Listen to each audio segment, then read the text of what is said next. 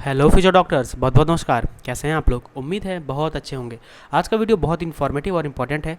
जिन लोग का भी फर्स्ट राउंड में अलॉटमेंट हो गया है और वो लोग नोडल सेंटर जाके अपने डॉक्यूमेंट्स वेरीफाई करा रहे हैं, तो वहाँ पे एक फॉर्म मिलता है, ठीक है। तो उसमें बहुत लोग को कन्फ्यूजन होता है कि सर हमको उस फॉर्म को कैसे भरना है। तो आज के इस वीडियो में मैं आप लोग को स्टेप बाय स्टेप बताऊंगा कि आप वो फॉर्म को कैसे भर सकते हैं, जिससे आपका नोडल सेंटर पे टाइम बचेगा, ठीक है, और आपको जल्दी डॉक्यूमेंट वेरिफिकेशन हो जाएगा। तो चलिए बिना देरी के हुए आज का वीडियो स्टार्ट करते हैं। सभी लोग चैनल को सब्सक्राइब करिए। बाकी जिन्हें पेड काउंसलिंग कराना है वो मेरे से कॉन्टैक्ट कर सकते हैं। गारंटीड अलॉटमेंट मैं 2000 में करवा रहा हूँ, गाइडेंस मेरा 1000 में, ठीक है। कॉन्टैक्ट नंबर आपको चैनल के डिस्क्रिप्शन में मिल जाएगा या मैं इस पर भी लिख देता हूँ, ठीक है। 8948220383। तो चलो आज का वीडियो स्टार्ट करते हैं, ठीक है। तो ठीक है, ग्रीन पेन ले लिए।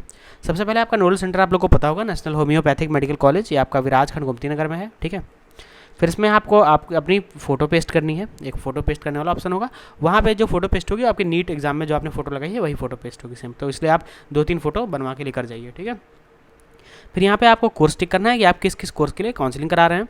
जैसे आप मान लीजिए आयुर्वेदा, होम्योपैथी, यूनानी तीनों के लिए करा रहे हैं तो आपको तीनों पे टिक करना होगा।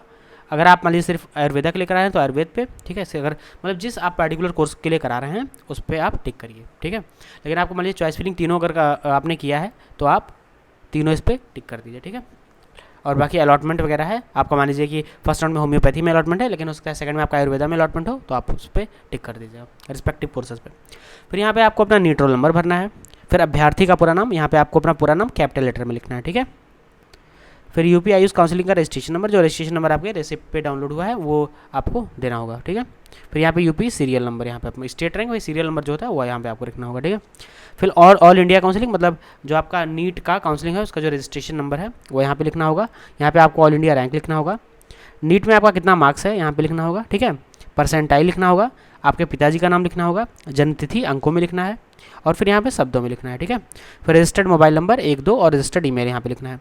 फिर अपना जो आपका एड्रेस है, परमानेंट एड्रेस, उसको यहाँ पे लिख दीजिएगा। फिर यहाँ पे पहचान पत्र अगर आधार से हुआ है तो ABCDS, ठीक है। तो यहाँ पे तीनों को एस कर दीजिएगा अगर आपका आधार से वेरिफिकेशन हुआ है। सब चीज़ें यहाँ पे लिखी हुई हैं, ठीक है। बस आपको स्टेप बाय स्टेप चीज़ों को देखना है। अगर आधार से नहीं हुआ है तो डी आपको टिक करना है, ठीक है। ये वाला जो डी ऑप्शन है ये टिक करना है। अगर आपका आधार से हुआ है तो ABC टिक करना है। क्या आप ऑल इंडिया काउंसिलिंग द्वारा किसी संस्था में प्रवेशित हैं तो यहाँ पे नो आपको लिखना है, क्योंकि अगर आप प्रवेशित होंगे तो यहाँ फिर आपका डॉक्यूमेंट रिजेक्ट कर दिया जाएगा। फिर आपका कैटेगरी लिखना है, कौन सा कैटेगरी है। उप श्रेणी अगर आपका फ्रीडम फाइटर, एक्स आर्मी वगैरह है तो ये सब डाल देना है। फिर यहाँ पे आपको हाई स्कूल का बोर्ड लिखना है कि आपने हाई स्कूल किस बोर्ड से किया है, जैसे UP, CBSE, other board. Intermediate आपने कहाँ से किया है, यूपी, CBSE, अदर बोर्ड। फिर उत्तर प्रदेश का सामान्य निवास प्रमाण पत्र यहाँ पे लगाना है। फिर आरक्षण मान लीजिए आपका EWS है तो EWS का सर्टिफिकेट नंबर और उसका जो इशू डेट है वो यहाँ पे लिखना है, ठीक है। उप श्रेणी अगर लागू है तो लिखना है। फिर यहाँ पे इंटरमीडिएट का आपको डिटेल्स लिखना है, जैसे भौतिक विज्ञान जैसे फिजिक्स का मार्क्स, रसायन, केमिस्ट्री और जीव बायोलॉजी तीनों का मार्क्स लिखना है, ठीक है।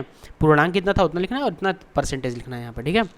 फिर यहाँ पे छाया प्रति जैसे ऑनलाइन पंजीकरण का प्रिंट आउट और धरोहर धनराशि का प्रिंट आउट, फिर ये यहाँ पे आप लिखेंगे और यहाँ पे जो वहाँ पे वेरिफिकेशन ऑफिसर होगा यहाँ पे अपना साइन वगैरह या जो भी करना होगा करेगा, ठीक है।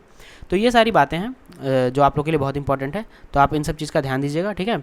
और आपको पता चल गया होगा कैसा है आपको फॉर्म भरना है, क्या भरना है, ठीक है। तो ये आपका first round, second round, third round state जब भी होगा आपको फॉर्म ऐसे ही मिलेगा तो आपको ऐसे ही फिल करना होगा, ठीक है।